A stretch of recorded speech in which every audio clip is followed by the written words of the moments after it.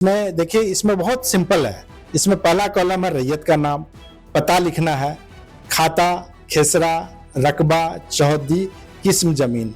शेष अगर नहीं भी पता है तो छोड़ देंगे। वो दर्शकों के माध्यम से दिखाना चाहेंगे कि बिहार में भूमि सर्वेक्षण जो चल रहा है, विशेष भूमि सर्वेक्षण, इसमें प्रपत्र 2 भरना, और प्रपत्र 2 आप खुद से भर सकते हैं, कोई भी जटिल समस्या नहीं है। ये बड़ी बारीकी से जिला बंदोबस्त पदाधिकारी ने जो जानकारी दी है प्रपत्र 2 और प्रपत्र 3 क्या है कि कुछ लोगों का कहना है कि लीगल मामला है, कोर्ट में मामला चल रहा है, या उनके हक में फैसला हो चुका, पक्ष में जमीन दूसरे पक्ष के कब्जे में है, तो उसमें भूमि सर्वेक्षण पदाधिकारी क्या? देखिए, एक्चुअल में हम लोग वैसे मामले का, अगर कोई मामला कोर्ट में पेंडिंग है या लीगल प्रोसेस में है, तो उसमें हम लोग बहुत छेड़छाड़ नहीं करेंगे, चूंकि लीगल मामले में ये सर्वेक्षण कर्मी को अधिकार नहीं है। लीगल निर्देश का फिर वो पालन होगा, उसका लीगल से कोई ऑर्डर हो जाएगा तो उसका पालन होगा, इंतजार किया जाएगा। और नहीं तो सर्वेक्षण जब फाइनल होने लगेगा, अगर वो पेंडिंग रहेगा कोर्ट में, तो हम लोग अभियुक्ति कॉलम में उसका इंदराज कर देंगे। अच्छा, प्रपत्र 2, प्रपत्र 2 एक खौफ बनाओ, प्रपत्र 2 भरना है, कैसे भराएगा, कौन जानकारी देंगे, आम सभा में नहीं बताई जा रही, तरह तरह की चर्चाएं हो रही। देखिए, हम लोग इसको प्रपत्र 2, प्रपत्र 2 सेल्फ डिक्लेरेशन है, प्रपत्र 3 उसमें वंशावली 3 एक वंशावली है।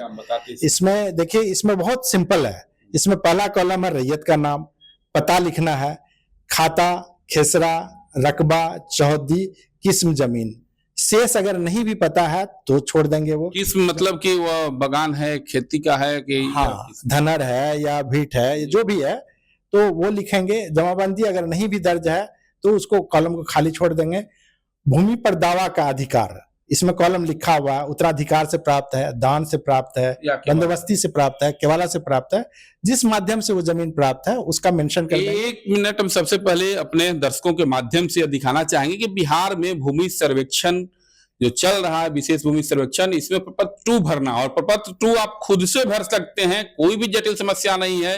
ये बड़ी बारीकी से जिला बंदोबस्त पदाधिकारी ने जो जानकारी दी है प्रपत्र 2 और प्रपत्र 3 क्या है? प्रपत्र 3 है वंशावली।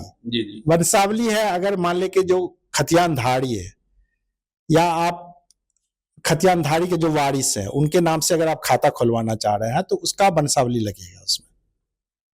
जी। तो वंशावली में देना है, जितने भी उनके उत्तराधिकारी हैं वो सारे का नाम मेंशन करके उसको सेल्फ डिक्लेरेशन ये भी। अच्छा, वंशावली में जो उत्तराधिकारियों का नाम होगा, तो मान लीजिए एक भाई गांव में है, दूसरे भाई मेरठ में है या बाहर है, तो ऐसे में वो कैसे सभी का हस्ताक्षर? नहीं, सभी का हस्ताक्षर की आवश्यकता नहीं है। अगर एक्चुअल आप बना के दिए, सही वंशावली बना के दिए हैं, अगर कोई भाई बाहर भी है, अगर उसका नाम मेंशन रहना चाहिए, अगर नहीं रहेगा तो वो वंशावली गलत हो जाएगा।